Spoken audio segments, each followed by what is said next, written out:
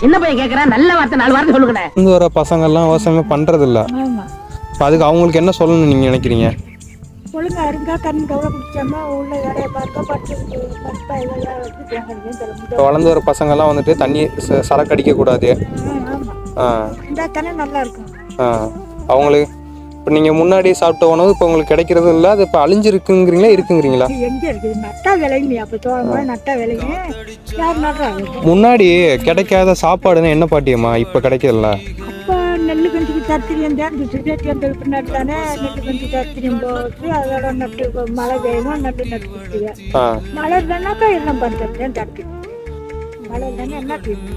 அப்போ வந்துட்டு நெல் சாப்பாடு பெரிய சாப்பாடா பார்ப்பீங்க. இப்போ நெல் சாப்பாடு இருக்குது, மீதி எல்லா சாப்பாடும் கிடைக்கிறது இல்லை.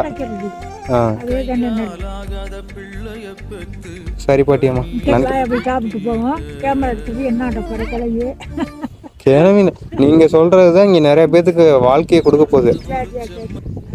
கிழவின்னு சொல்லக்கூடாது, அது நானே பாட்டின்னு தான் சொல்றேன்.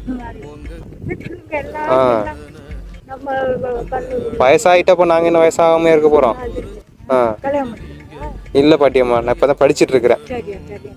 உங்ககிட்ட பட்ட கடனை நான் வந்து அடைக்கணும்.